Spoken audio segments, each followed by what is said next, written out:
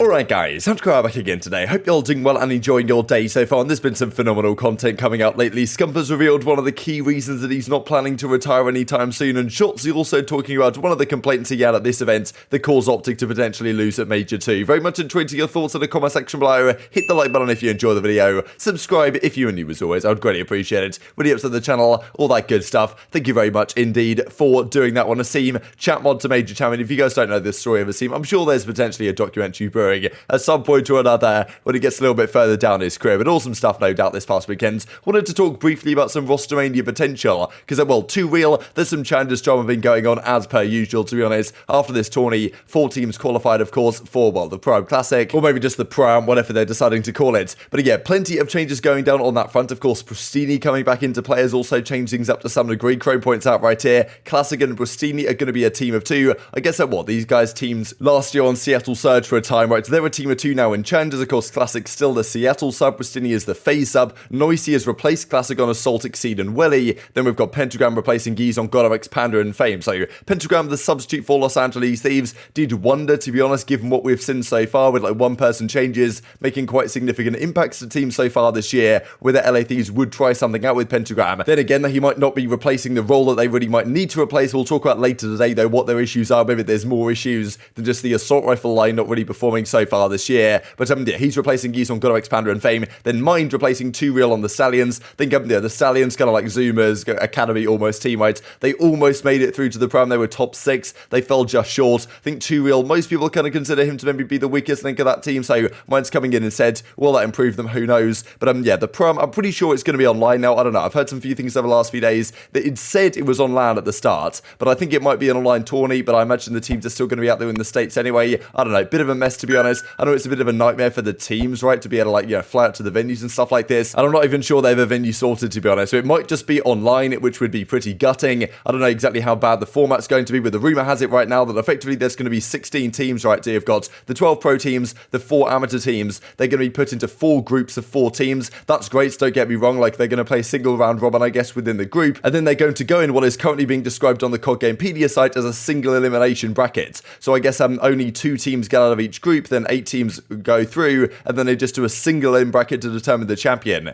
Which, you know, I don't know, it's not great at all, right? But then again, if it is an online tourney, and like some of the, well, most of the amateur teams, if not all of them, will probably not get out the groups anyway if only 2 teams advance from the groups, because in traditional kind of CWL MLG tourneys, if you fell short in the groups, you would go down to the lower bracket and would still have another chance. So I don't know if that's actually how it's going to work out. Maybe there's going to be a community update coming relatively soon to announce all this type of stuff, and whether they might listen to any feedback on this one. But as Clayster says, spare team, please. He's looking for something or other, getting kind of desperate at this point. But in fairness, he doesn't necessarily have to get too desperate, because as he says in reply right here, that he actually gets the same amount starting as he does on the bench. So pretty good from Clay, I guess. He still gets a fair bit of change in the back pocket, whatever his contract and salary is. But he wants to start, there's no doubt about it. He wants to find an opportunity elsewhere. Whether that will arrive, though, we looked at it last night, seems kind of unlikely due to a lot of circumstances that, you know, you can't really see Clayster getting a chance right here, just given the way this game has played out so far. Not many teams need a mania like that, especially not one that was struggling towards the start of the year, but I'm sure you guys have your ideas on where he might potentially go and upgrade one particular roster. Let's talk about this content then, because this was absolutely fantastic, the OpTic guys did. I think they've, you know, been kind of sitting on this for quite some time. They did it after a match day quite a while ago. Effectively the hot ones, right, with Scump. Hitch was hosting it, kind of being the Sean Evans of the show. This is fantastic. It was like 35 minutes long.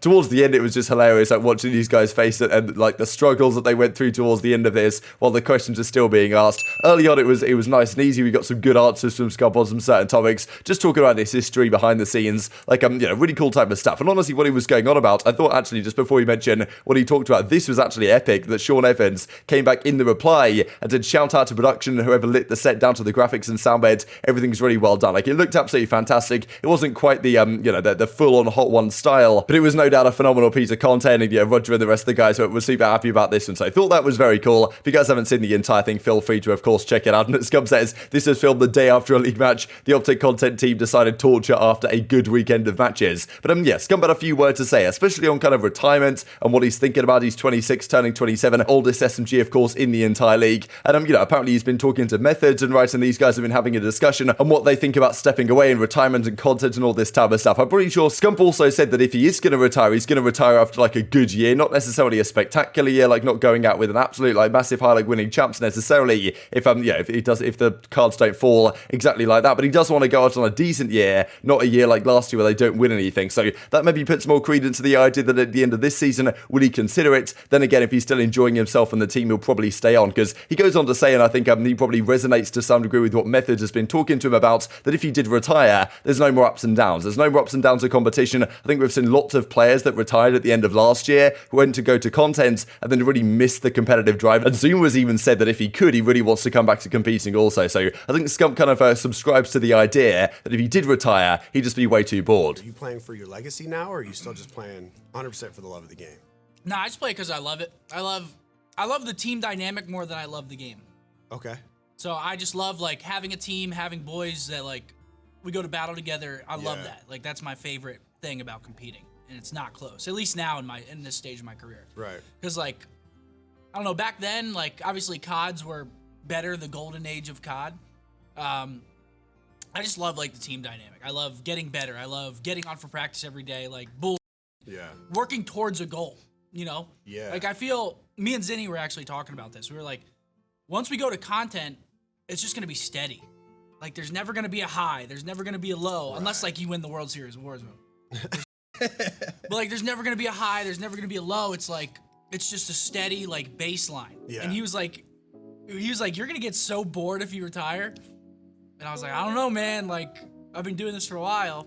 But he's like, nah, you'd be so bored, you'd hate it. And this just to kind of ratify that, as Scump said back in October now, I'm just so bored. Warzone is fun and all, but I need to compete again. So he still has that desire to compete, and he's only 26 right now, right? He's still got many years in the tank, especially you look at, Clay's 30, Crim's, 28, something like that. So like Scump definitely has a few more years if he wants to compete for a few more years, if he still has the drive and passion to do so. I think we have seen a lot of players that weren't happy about Vanguard, whatever, decided to retire from competition, go to full-time content. Of course, players like Zuma last year kind of got forced into it, and now, they kind of miss the competitive drive that it had, and the highs and lows, and the good moments, and the teamwork, and the camaraderie that competition brings. So I think that can give some confidence that Scump isn't going anywhere anytime soon. There were some phenomenal screenshots of this as well, like this one, as Ocos points out, Scump looking good, mate. He had the reply to this one. There was a few great moments like this. I'm sure I'll put one of these ones on the thumbnail, to be honest, because many great moments like this, no doubt. Now, of course, a nice little joy this season in terms of the SMG side, Shotzzy and Scump. He was kind of having a laugh about what Scump looks like in one of these moments of the process right here. But Shotzzy also had some words to say yesterday or a couple of days ago about what went wrong for them at the major. Of course, they fall short to Seattle 3-0 in the first round, then they lost 3-1 to the Florida Mutineers. Thought it was quite interesting what he had to say here, actually, because so far this year, I feel like OpTic have been relatively good in terms of when they have a loss, taking all the proper takeaways from it, and not talking about any reasons which might not necessarily be valid, because I haven't heard anyone else talking about the reasons that Shotzzy's kind of going on to explain right here. But he mentions the fact that relatively recently, as about a couple of weeks ago now, the spawns were changed quite significantly in the game, not just in terms of spawns being brought forward, for example, on Tuscan Search and Destroy defense, but also on some of the hardpoint maps, Gavutu and Tuscan, they changed around the way the spawn systems work. That, Shotzzy seems to believe, of course, it was the same for everyone, but he reckons it threw OpTic off this past weekend. Now, for those who are wondering, what happened this weekend, honestly, I don't like excuses, you know what I'm saying? I genuinely don't. But basically, this new update kind of up, well, it's just a thing that, was hard to kind of messed up everyone's, I guess you could say, game knowledge / time needs and all that.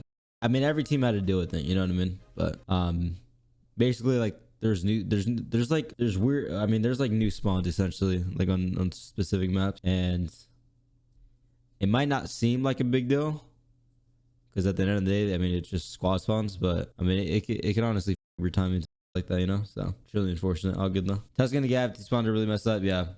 Boke, I think Boke is somewhat the same, and then which, looking back at it, low key, it probably would have been smart to play the other two maps. Well, people would veto Boke against this besides Seattle. And then what's the other map that was Berlin? Yeah, we're good at Tuscan control as well, but there's literally new spawns on that. So it's I'm telling you, dude, this entire week it just up everyone's timings, bro. So to me, it was quite interesting that Shotzzy said this, to be honest, because I think so far this season, we've really seen that generally when OpTic have had a tough time or had defeats, they've of course had many, but usually they'll take away from those losses. I think the first two Game 5 Round 11 losses they had right at the start of the year, they look to those then to say, okay, what they did wrong, what the positives are, and then take away the takeaways they possibly can from that. I'm sure Rambo's very good at this. From what I've heard of Rambo on stream, generally he's looking at, okay, the search and destroy, what went wrong, and trying to rectify these difficulties. Shotzzy's saying, look, he reckons tokens, the kind of spawn changes mess them up to some degree, maybe cause some additional randomness this event. You gotta say that when you look at the event, you look at the placings, not necessarily what you would expect, right? So probably a few factors this weekend that contributed to that. Then again, FaZe was still in both grand finals, so there is still that element of it. But do you think this really affected OpTic to some degree? Because I'm not sure I'm so convinced, just because, yes, they played 2 series after this patch went through. So this patch goes down, to my knowledge, on about the 22nd of March. That is at least when Crone tweets this one out, 22nd of March right here. And then a few days later, 26th and the 27th of March, OpTic played 2 matches on both days. Now, yes, both these games were against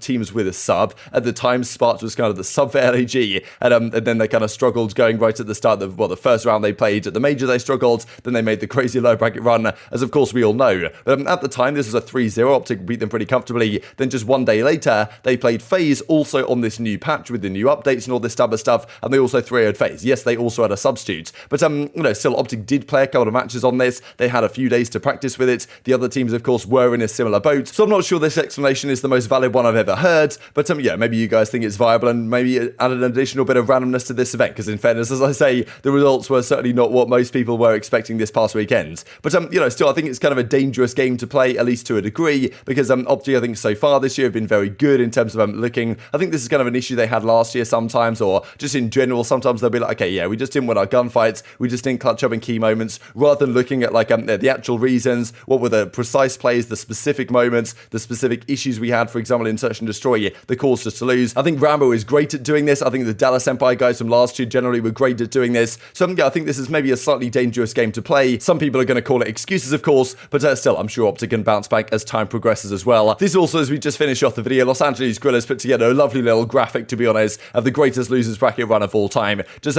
starting from the first round loss they had up against the Boston Breach, then 3-1, 3-0, 3-2, all the map records, and of course you guys can see from there, they lost to Toronto Ultra in the Search and Destroy. After that, they won every single search they played from then on in the tournament, 6-0'd Ravens, and that was really the start of it. 2 Search and Destroys against Surge, then they won 2 Search and Destroys in pretty much every other series they played. This one, for example, as well, they beat Florida Mutineers in both Search and Destroys. The 3-5 comeback on that Desert Siege was such a crucial moment for this run. They win another great couple of searches against Boston Breach, and they do the same in the grand finals. But very much in tweeting your thoughts and all this stuff in the comment section below. Hope you guys enjoyed the video. If you did enjoy it, hitting a like button tells the YouTube gods this is a good video, and I like you should see it as well, and help grow the competitive Call of Duty community. Then, as always, take care of yourselves, and I will see you next time.